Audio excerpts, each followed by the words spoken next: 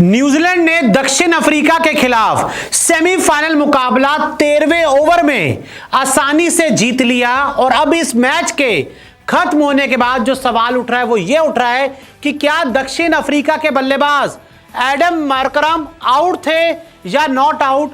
क्या जानबूझकर दक्षिण अफ्रीका को हराया गया और क्या रणनीति के तहत न्यूजीलैंड को फाइनल में पहुंचाया गया। क्या है पूरा मामला, आपको तस्वीरों के जरिए समझाने की कोशिश करते हैं। तो देखिए यहां पे सबसे पहले देखिए, अगर हम बात करें एडम मार्करम की, तो एडम मार्करम बल्लेबाजी कर रहे थे और एडम मार्करम एक तूफानी बल्लेबाज है और अगर ये पूरा खेलते तो दक्षिण अफ्रीका 200-220 तक जा सकती थी। उस समय स्कोर था 7.3 ओवर में 55 रन और मार्करम 18 रन पर बल्लेबाजी कर रहे थे। गेंदबाज थे रचिन रविंद्र। उनकी एक गेंद आती है जिसपे एक थोड़ा सा आगे बढ़कर पैर निकाल के एक लॉफ्टेड शॉट खेलते हैं एडन मार्करम। और उसके बाद क्या होता है, गेंद जो होती है डेरिल मिचेल के पास जाती है और डेरिल मिचेल उस गेंद को कलेक्ट कर लेते हैं। लेकिन अंपायर एक काम करते हैं, अंपायर डेरिल मिचेल से पूछते हैं कि भाई आउट है कि नॉट आउट है। तो डेरिल मिचेल साहब बोलते हैं कि भाई थर्ड अंपायर से पता कर लो, मैं श्योर नहीं हूं। ये देखिए, ये जो हाथ है ना, ये ऐसे वाले हाथ होते हैं कि भाई थर्ड अंपायर से आप एक काम करो, रिव्यू ले लो। ये देखिए, एक तस्वीर और में डेरिल मिचेल बताते समय आते कि भाई मुझे नहीं पता, आप एक काम कीजिए, आप रिव्यू लीजिए, आप थर्ड अंपायर के पास जाइए और चेक कीजिए। और उसके तुरंत बाद अंपायर भी इशारा कर देते कि भाई अब एक काम करें, थर्ड अंपायर भाई साहब आप हमें बताइए कि ये आउट है या नॉट आउट है। अब आपको तस्वीरों के जरिए समझाता हूं कि असली खेल क्या हुआ। ये देखिए, ये गेंद है, ये डेरिल मिचेल है और जो गेंद है मिचेल के हाथ में आने वाली है, पहुंचने वाली है गेंद मिचेल के हाथ में। और क्या होता है, जब गेंद मिचेल के हाथ में आती है तो गेंद यहां नीचे लग जाती है। ये देखिए, ये साफ आपको दिख रहा है। मैं आपको फुल फ्रेम भी दिखा देता हूं एक बार तस्वीर, इसको फुल फ्रेम आप देख लीजिए और आपको साफ दिख रहा है कि जो गेंद है मिचेल में डेरिल मिचेल के हाथ में आने के बाद सीधा जमीन पर लग रही है। आपको ये देखिए, हम एरो करके दिखा रहे हैं कि गेंद सीधा, ये देखिए साफ दिख रहा है ना, जो सफेद हिस्सा है वो सीधा सीधा जमीन पर जाकर लग गया है। और इसका मतलब यहां पर मार्करम आउट नहीं, नॉट आउट थे। ये देखिए, एक तस्वीर और दिखाता हूं। ये देखिए, इसमें तो आपको साफ ही दिख रहा है। ये देख लीजिए कि जब मिचेल गेंद पकड़ने गए तो गेंद उनके हाथ में पूरी आई नहीं। ये देखिए, कई बार क्या होता है, गेंद ना ये आगे के हाथों इस तरफ उंगलियों में आ जाती है।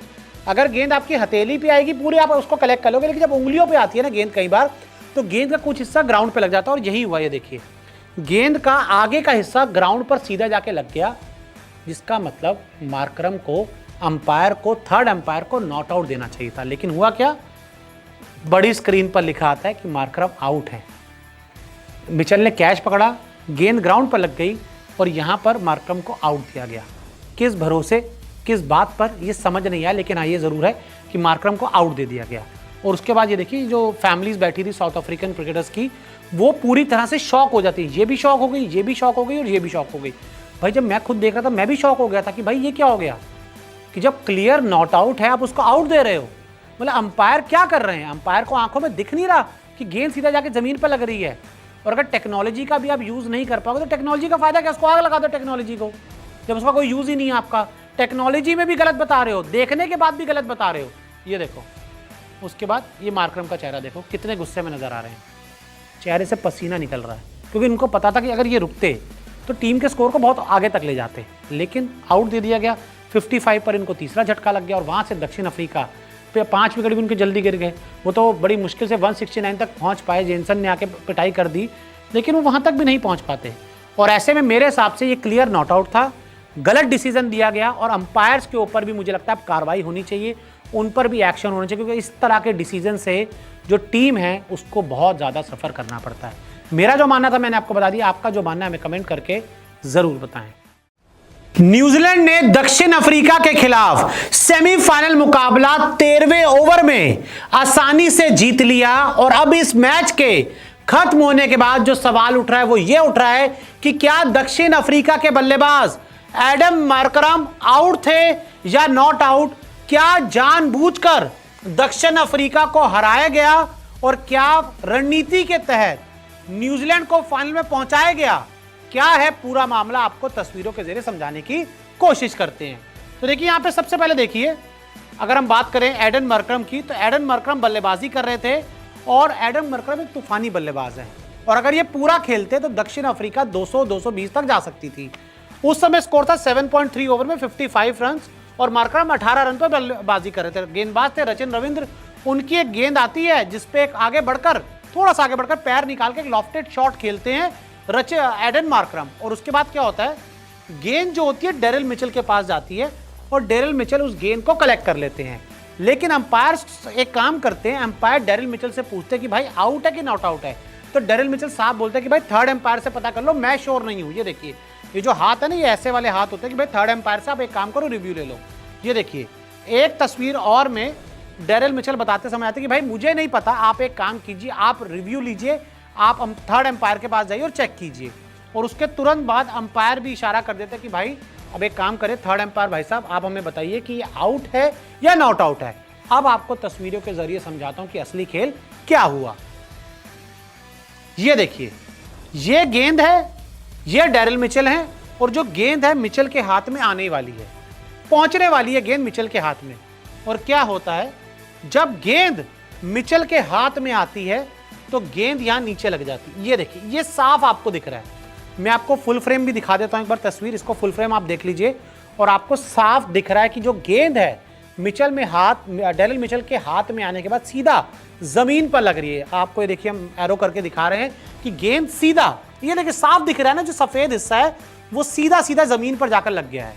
और इसका मतलब यहां पर मार्करम आउट नहीं, नॉट आउट थे। ये देखिए, एक तस्वीर और दिखाता हूं, ये देखिए, इसमें तो आपको साफ ही दिख रहा है। ये देख लीजिए कि जब मिचेल गेंद पकड़ने गए तो गेंद उनके हाथ में पूरी आई नहीं। ये देखिए, कई बार क्या होता है, गेंद ना ये आगे के हाथों इस तरफ उंगलियों में आ जाती है।